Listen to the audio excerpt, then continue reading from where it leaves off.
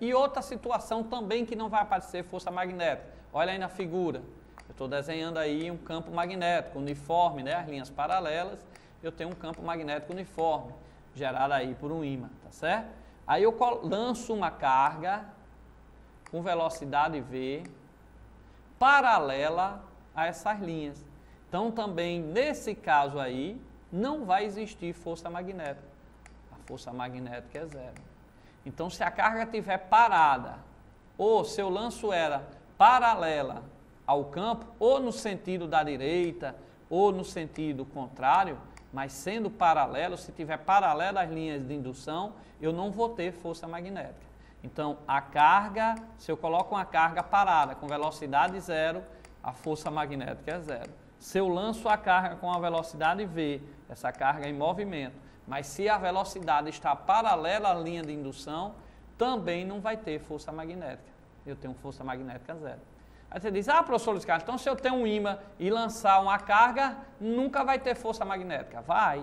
Sabe quando? Nessa situação agora. Deixa eu apagar aqui para vocês. Ó, se você tiver, por exemplo, o campo magnético e lançar uma carga com a velocidade perpendicular ao campo magnético, de 90 graus, tá? Então aí vai atuar nela uma força, tá certo?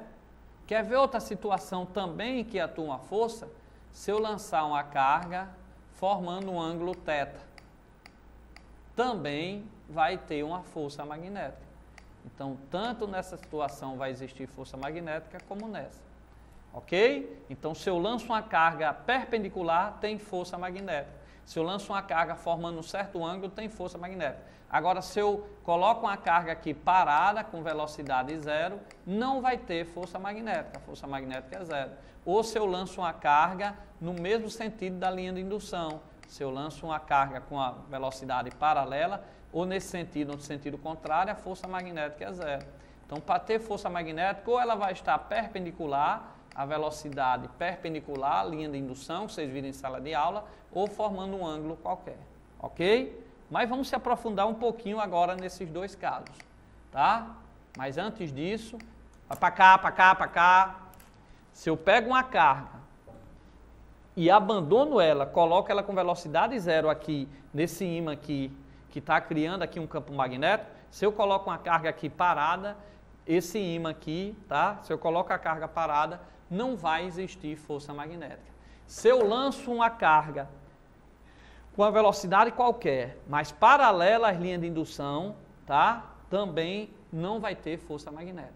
Nós vimos que vamos ter força magnética se eu lançar a carga perpendicular às linhas do campo magnético ou formando um ângulo θ inclinado, ok? Mas olha aí no desenho mais uma situação. Mas sabe o que acontece quando eu tenho um campo magnético uniforme e lanço uma carga formando um ângulo de 90 graus, com a velocidade V formando um ângulo de 90 graus, tá certo? Essa carga vai formar um movimento circular uniforme, que foi o que vocês viram em sala de aula. Então essa carga vai formar um movimento circular uniforme. Por isso que na questão, ó, formou um movimento circular uniforme. Eu lancei uma carga com velocidade V, ele disse que lançou um próton e um elétron, todos os dois ficou do movimento circular uniforme. Daqui a pouco eu vou ver quem é o próton e quem é o elétron. Mas só pela figura aqui, formou o movimento circular uniforme, então eu sei que essa carga formou com o campo magnético um ângulo de 90 graus. Ela está perpendicular, ok? Porque formou um círculo. Beleza? Então, toda vez que a carga é lançada com a velocidade V perpendicular às linhas do campo, eu vou ter um movimento circular uniforme. E naquela situação em que eu lancei a carga formando um ângulo qualquer, então deixa eu apagar e ver a outra situação. Quando eu tenho um campo magnético uniforme, linhas paralelas, é representado assim, o campo magnético uniforme, e lanço uma carga formando um ângulo θ. Na hora que eu lanço essa carga formando um ângulo θ, ela vai ter um movimento que eu chamo de helicoidal. Helicoidal. Então, se eu lançar, por exemplo, um ângulo de 30 graus, 60 graus, uma carga no meio de um ímã, ela vai ter um movimento chamado helicoidal. Ok? Perpendicular, nós vimos que era MCU, formando um ângulo θ helicoidal. Foi isso que vocês viram em sala de aula. Então, vestibulando, vamos voltar para cá e vamos responder a nossa primeira questão, que vai servir para outras questões. Por isso que a gente foi devagarinho. Vou repetir. Um elétron e um próton, animados de velocidades iguais, penetram no interior de um campo magnético uniforme, cujas linhas de indução são perpendiculares à velocidade das partículas. As partículas passam a realizar movimento circular uniforme de trajetória distinta 1 e 2 no plano do papel, conforme se ilustra. Aí mostrou. Olhe, vestibulando. Só em saber que a carga 1 tem um raio maior, eu já poderia saber se a carga 1 é positiva e se a carga 2 é negativa. Como? Aí eu ia ter que ir para a matemática. Eu vou pedir licença aqui para apagar vocês e vou relembrar a parte matemática desse assunto. Nós vimos que quando eu tenho uma carga, que eu lanço ela com a velocidade v, formando um ângulo de 90 graus com o campo magnético, nós vimos que forma que movimento? Movimento circular uniforme. Mas no movimento circular uniforme, vocês viram que quem está aqui o movimento circular uniforme, a força que garante que existe um movimento circular uniforme é chamada de força centrípeta. Ou uma força resultante. Na verdade, é uma força resultante. Só que na física, como é o movimento circular, em vez de chamar FR, eu chamo de força centrípeta. Nesse caso, a força centrípeta vai ser quem? A única força que vai existir, a força magnética. Então, a força centrípeta vai ser igual à força magnética. Vocês viram isso em sala de aula. Quem é a força centrípeta? A formulazinha mv2 sobre o raio. O raio aqui, tá? A massa e a velocidade. Então, mv2 sobre o raio. Quem é a força magnética?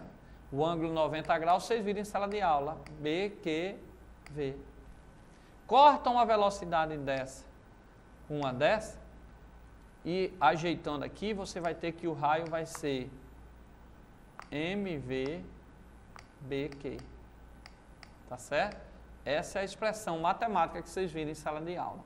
Beleza? Eu vou apagar e repetir rapidamente essa expressão matemática, que é muito importante para a questão subjetiva. Quando você tem um movimento circular, você tem que a força centrípeta é igual à força magnética. Quem é a força centrípeta? mv2 sobre o raio, a massa da carga, a velocidade ao quadrado sobre a trajetória, o raio.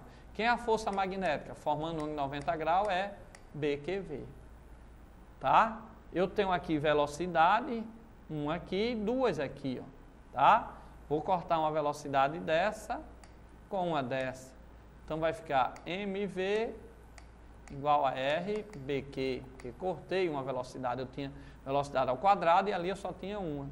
Tirando, passando o raio para lá e o BQ para cá, vai ficar mv igual a BQ. Então, o raio da trajetória depende de quem? Da massa, da velocidade, do campo e da carga. Ok? Na verdade, a carga aqui a gente representa pelo módulo da carga e o módulo do campo, o módulo da velocidade, né? O módulo da carga, porque a carga pode ser positiva ou negativa. Então, a gente coloca em módulo para o raio é uma grandeza positiva. O raio de um círculo, tantos metros, tantos centímetros. Beleza? Então, relembrando aqui para a turma de humanas, vocês viram em sala de aula que o raio depende de quem? Da massa da partícula, da velocidade da partícula, do campo magnético e da carga. Ora, vestibulando, se o raio depende disso, só por isso aí você já respondia a primeira questão, porque todas as duas foram lançadas com a mesma velocidade. Então, a velocidade do próton foi igual à velocidade do elétron. Foram lançados do mesmo campo magnético, então o campo que o próton está é o mesmo campo que o elétron está. A carga do próton em módulo é a mesma carga do elétron, tá? É 1,6 vezes 10 elevado a menos 19 coulomb, tá certo? Então, se o campo é o mesmo por 2, a carga é o mesmo por 2, a velocidade é o mesmo por 2, vai ter maior raio quem tem maior massa. E olha para cá, para cá, para cá. Quem é que tem maior massa? O próton ou o elétron? Lógico que você sabe lá da química que é o próton. né? Que o próton tem em torno de 1836 vezes massa maior do que o elétron. Ora, volta aí para a expressão na telinha. Se o raio depende da massa e a massa do próton é quase 2.000 vezes maior que a massa do elétron, como a massa do próton vai ser maior, o raio do próton vai ser maior, porque tem um valor maior. Quando eu substituir para achar o raio do próton, eu vou usar a massa do próton. Quando eu for achar o raio do elétron, eu vou botar aqui a massa do elétron, que é menor. Então, o raio do elétron vai ser menor. Então, só em saber isso, aqui o 1 vai ser nosso próton e o 2 vai ser nosso elétron. Então, o elétron vai ter sempre uma circunferência de raio menor. Por quê? Porque, novamente, eu disse, o raio depende da massa. Como a massa do próton é quase 2.000 vezes maior que a massa do elétron, o raio que o próton vai atingir vai ser maior do que o raio que o elétron vai atingir. Então, ele perguntou quem é o próton e quem é o elétron. Lá no vestibular, quem tiver maior circunferência, quem tiver maior raio, vai ser o próton e o outro vai ser o elétron. Ok? Então, ele perguntou, identificar a trajetória dizendo qual é o próton e qual é o elétron. Então, você pode explicar essa questão pelo raio, como nós desenvolvemos aí, tá certo?